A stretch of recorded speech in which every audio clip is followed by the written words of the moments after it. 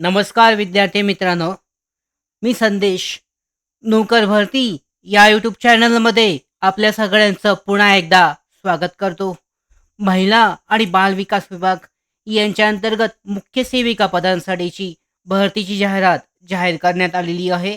मुख्य सेविका गट क भरतीसाठीची जी जाहिरात आहे, यासाठी ऑनलाईन अर्ज प्रक्रिया पूर्ण झाली असून लवकरच या भरती परीक्षेची जी तारीख आहे, परीक्षेची तारीख ती कळवण्यात येईल. TCSद्वारे ही भरती परीक्षा घेण्यात येणार असून अंगणवाडी मुख्य सेविका भरती परीक्षेसाठी तयारी करताना मागील वर्षाचा अभ्यासक्रम आणि परीक्षा स्वरूपनुसार जो आहे अभ्यास करणे आवश्यक आहे. म्हणजे जो पॅटर्न आहे अभ्यासक्रमचा तो पाहून त्याच पद्धतीने PYQ म्हणजेच मागील वर्षीच्या प्रश्नपत्रिका सुद्धा तपासणे आवश्यक आहे.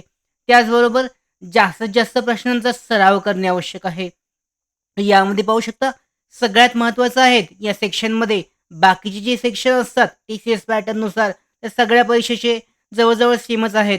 पण तांत्रिक प्रश्नांचा जो भाग आहे यासाठी जे कोणते प्रश्न येणार आहेत त्या पद्धतीने तयारी करणं आवश्यक आहे. तांत्रिक सेक्शनसाठी त्याची स्वतंत्र तयारी करणं आवश्यक आहे. यासाठीच मागील वर्षी म्हणजेच PYQमध्ये आलेले जे आणि पुन्हा येण्याची संभावना असलेले महत्त्वाचे जे 20 प्रश्न आहेत यांची माहिती आजच्या या व्हिडिओमध्ये आपण पाहूयात. जे PYQ आहेत तांत्रिक प्रश्नांवरचे याबद्दलची माहिती. तर पाहूयात पहिल्यांदा जो तांत्रिक प्रश्नांचा जो सिलेबस आहे तो कसा आहे. तर पाहू शकता अंगणवाडी सुपरवायझर, अंगणवाडी पर्यवेक्षिका, मुख्य सेविका या पदाच्या परीक्षेमध्ये जे खालील महत्त्वाचे घटक आहेत यावर आधारित प्रश्न विचारले जातात. यामध्ये आहे बालक पोषक आहार संबंधित प्रश्न आहेत. त्याचबरोबर शासन आणि सरकारमार्फत राबवल्या जाणाऱ्या बालकांसंदर्भातील जागतिक, राष्ट्रीय आणि राज्य स्तरावरील विविध योजना आणि त्या संबंधित बनवण्यात आलेले विविध कायदे या संबंधित प्रश्न. त्याचबरोबर पाहू शकता बालकांच्या आजारासंबंधित माहितीवर आधारित प्रश्न आहेत. शिक्षणासंबंधित शासन सरकारमार्फत बनवण्यात आलेल्या विविध तरतुदीनुसार योजनांवर आधारित प्रश्न तसेच त्या संदर्भातील चालू घडामोडी यावर आधारित प्रश्न विचारले जातात. यानंतर पाहू शकता आहार आहे, शिक्षण योजना आणि वरील सर्व घटकांशी जे आहे निगडीत असणाऱ्या चालू घडामोडींवर आधारित प्रश्न यामध्ये विचारले जातात. तर पाहूयात महत्त्वाचे जे 20 प्रश्न आहेत जे PYQ आहेत याबद्दलची माहिती पाहूयात. पहिला प्रश्न आहे ICDS योजना कोणत्या संस्थेच्या मदतीने राबवली जाते. जी महिला आणि बाल विकास अंतर्गत जी योजना आहे ICDS ही योजना कोणत्या संस्थेच्या मदतीने राबवली जाते. पाहू शकता 4 ऑप्शन. जागतिक बँक आहे, राज्य सरकार, WHO आणि युनिसेफ. तर जी जी योजना आहे ICDS योजना ही युनिसेफच्या मदतीने राबवली जाते. दुसरा प्रश्न आहे अंगणवाडी सेविका त्यांच्या क्षेत्रातील लोकांना कोणत्या समस्येबाबत जागरूक करतात. पाहू शकता 4 ऑप्शन आहेत. अंगणवाडी सेविका त्यांच्या क्षेत्रातील लोकांना कोणत्या समस्येबाबत जागरूक करतात. पहिला पर्याय आहे यामध्ये कुपोषण. दुसरा पर्याय आहे कुपोषण आणि आरोग्य आहे पहिला पर्याय. दुसरा पर्याय आहे रोजगार हमी योजना. तिसरा पर्याय आहे शिक्षण आणि रोजगार. चौथा पर्याय आहे जलसंधारण. तर पाहू शकता कुपोषण आणि आरोग्य हा जो पर्याय आहे यामध्ये अंगणवाडी सेविका त्यांच्या क्षेत्रातील लोकांना कुपोषण आणि आरोग्य या समस्येबाबत जागरूक करतात. प्रश्न क्रमांक 3 कोणत्या प्रमाणपत्राच्या आधारे अंगणवाडी सेविका भरतीसाठी पात्र ठरतात. तर पाहू शकता यासाठी 4 प्रमाणपत्र आहेत. जन्म प्रमाणपत्र, कुटुंब प्रमाणपत्र आहे. यानंतर पाहू शकता जातीचे प्रमाणपत्र आहे, स्थलांतर प्रमाणपत्र. तर यामध्ये जातीच्या प्रमाणपत्राच्या आधारावर अंगणवाडी सेविका भरतीसाठी पात्र ठरतात. पर्याय क्रमांक क उत्तर जे आहे यासाठीचं बरोबर आहे. चौथा प्रश्न पाहूयात. पोषण अभियान अंतर्गत कोणत्या घटकाला अधिक प्राधान्य दिले जाते. तर यामध्ये पाहू शकता पोषण अभियान जे आहे या अंतर्गत कोणत्या घटकाला सगळ्यात जास्त प्राधान्य असते? पहिला आहे मुलांचे शारीरिक वजन वाढवणे. ब पर्याय आहे घरगुती कामकाज.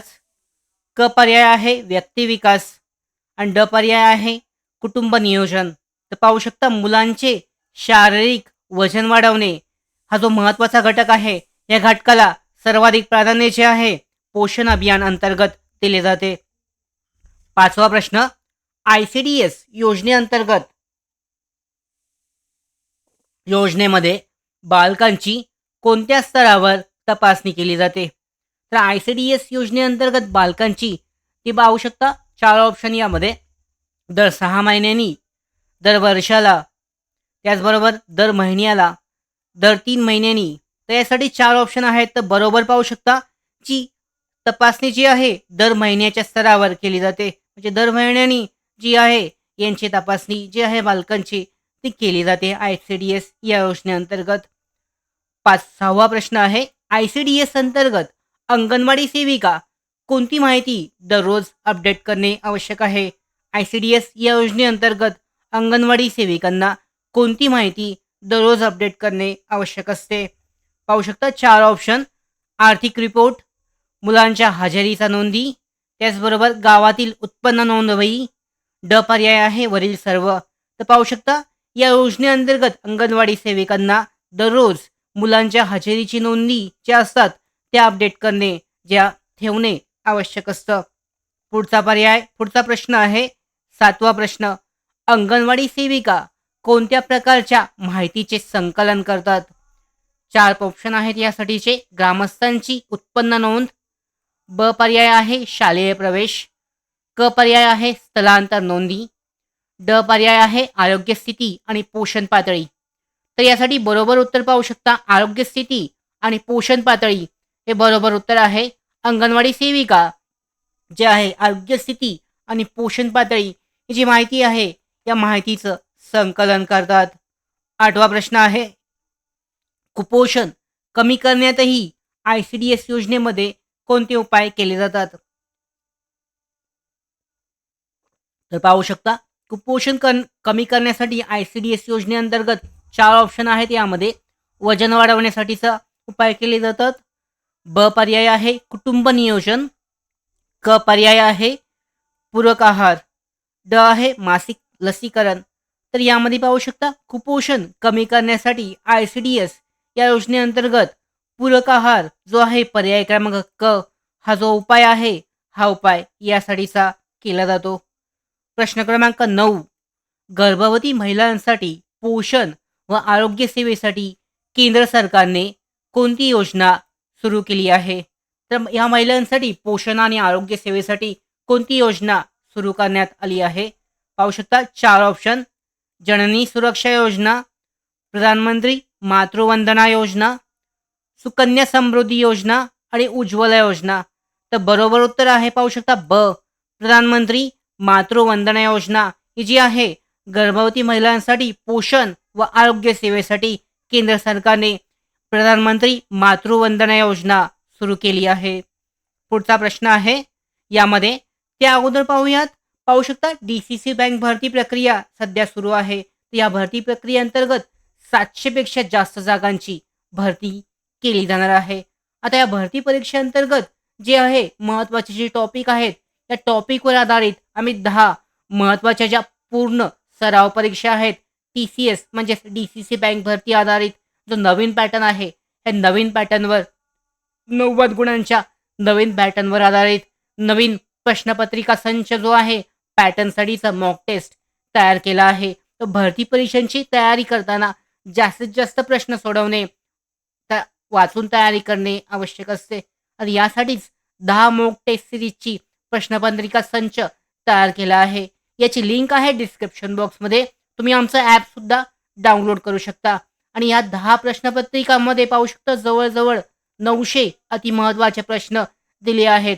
यातीलच काही प्रश्न नक्कीच येऊ शकतात. तर यासाठी आमचा जो प्रश्नपत्रिका संच आहे तुम्ही खरेदी करू शकता. यासाठी डिस्काउंट ऑफरसुद्धा त्याची लिंकसुद्धा डिस्क्रिप्शन बॉक्समध्ये आहे. कुपनद्वारे खरेदी केला जाऊ शकतो. याची लिंक आहे डिस्क्रिप्शन बॉक्समध्ये. तर यानुसार पाहू शकता DCC बँक जिल्हा मध्यवर्ती सहकारी बँकेसाठीच्या 700 जागांसाठी तुम्ही अशा पद्धतीने तयारी करू शकता आणि यासाठीच आमचं नोकर भरतीचं मोबाईल ॲप्लिकेशन डाउनलोड करा. यानंतर पुढचा प्रश्न पाहूयात. बालकांचे पोषण आणि शिक्षण सुधारण्यासाठी मिड डे मील योजना कोणत्या स्तरावर लागू आहे? तर पाहू शकता, बालकांचे पोषण आणि शिक्षण सुधारण्यासाठी मिड डे मील योजना जी आहे, ही योजना प्राथमिक शाळांमध्ये लागू करण्यात आली आहे. पर्याय क्रमांक उत्तर यासाठीचं बरोबर आहे. 11वा प्रश्न आहे. बेटी बचाव बेटी पढाव योजना कोणत्या वर्षी सुरू करण्यात आली? जी योजना आहे बेटी बचाव बेटी पढाव, ही जी योजना आहे कधी सुरू करण्यात आली आहे? तर पाहू शकता 2015 साली ही जी योजना आहे. पर्याय क्रमांक ब उत्तर बरोबर आहे. 2015 साली ही योजना सुरू करण्यात आली आहे.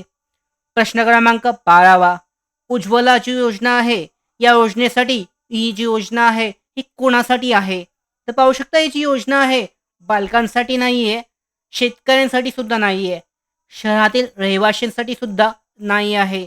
म्हणजेच गरीब कुटुंबातील महिलांसाठी उज्ज्वला योजना जारी करण्यात आलेली आहे.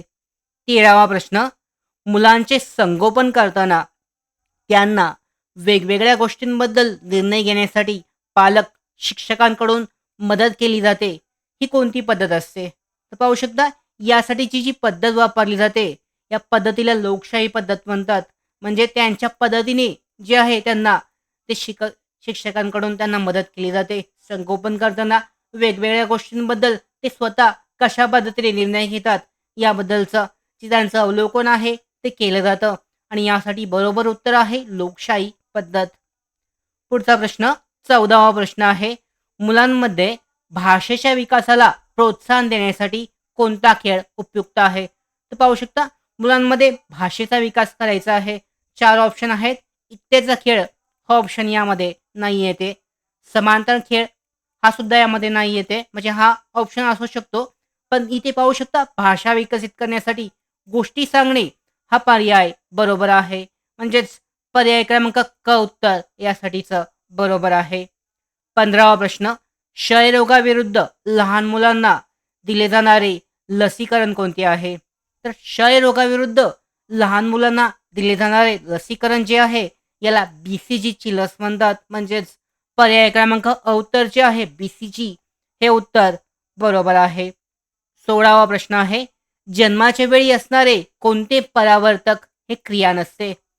4 ऑप्शन.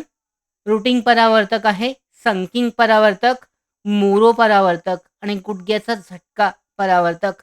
तर ड उत्तर बरोबर आहे. गुडघ्याचा झटका परावर्तक हे जे आहे जन्माच्या वेळी असणारे परावर्तक क्रिया नसते. पुढचा प्रश्न 17वा प्रश्न. शाळेत प्रवेश घेण्यास मुलांची मानसिक आणि शारीरिक तयारी का आवश्यक आहे? तर यासाठी काय कारण आहे? पाहू शकता, पालकांची आर्थिक क्षमता यामुळे प्रभावित होते, सौंदर्य मूल्य प्रभावित होतात, क पर्याय आहे मुलांचे व्यक्तिमत्व प्रभावित होते आणि ड पर्याय आहे शिक्षण प्रणाली प्रभावित होते. तर पाहू शकता, शाळेत प्रवेश घेण्यास मुलांची मानसिक आणि शारीरिक तयारी असणे आवश्यक आहे, कारण मुलांचे यामुळे व्यक्तिमत्व जे असतं यावर प्रभाव पडतो. म्हणजेच मुलांचे व्यक्तिमत्व प्रभावित होते. पर्याय क्रमांक क उत्तर बरोबर आहे. 18वा प्रश्न आहे. महाराष्ट्र सरकारने मुलींचे शिक्षण आणि आरोग्य यासाठी कोणती योजना सुरू केली आहे? त्याची योजना सुरू करण्यात आली आहे तिचं नाव पाहू शकता. यामध्ये जी योजना आहे महाराष्ट्र सरकारने मुलींचे शिक्षण आणि आरोग्य यासाठी ही योजना सुरू केली आहे. तिचं नाव आहे माझी कन्या भाग्यश्री. ही योजना लागू करण्यात आली आहे 1 ऑगस्ट 2017 पासून सुरू करण्यात आली असून या योजनेची हेतू आहे मुलींचे शिक्षण आणि आरोग्य, मुलींच्या भविष्यासाठीची आर्थिक व्यवस्था, त्यांचा जन्मदर वाढवणे हा मुख्य हेतू आहे. प्रश्न क्रमांक 19 पाहूयात. किती लोकसंख्येसाठी एक अंगणवाडी असते? तर यामध्ये पाहू शकता 400 ते 800 या लोकसंख्येसाठी एक अंगणवाडी, म्हणजेच पर्याय क्रमांक उत्तर यासाठीचं बरोबर आहे. प्रश्न क्रमांक 20 आहे. अस्मिता ही जी योजना आहे, ही जी योजना कधी सुरू करण्यात आली आहे? तर अस्मिता जी योजना आहे 2018 सुरू करण्यात आली आहे. पर्याय क्रमांक ब उत्तर बरोबर आहे. अस्मिता योजना 2018 सुरू करण्यात आली आहे. यानंतर आपण जे 20 प्रश्न पाहिलेले आहेत, तर यामध्ये पाहू शकता स्वाधार या योजनेअंतर्गत सुद्धा प्रश्न विचारले जातात. तर पाहूयात स्वाधार या योजनेबद्दलची माहिती. तर पाहू शकता स्वाधार योजना जी आहे ही उच्च शिक्षण पूर्ण करण्यासाठी ही स्वाधार योजना राबवली जाते. ही योजना महाराष्ट्र सरकारच्या सामाजिक न्याय आणि विशेष सहाय्य विभागाकडून राबवली जाते. या योजनेचा लाभ अनुसूचित जाती आणि नवबौद्ध घटकांना दिला जातो.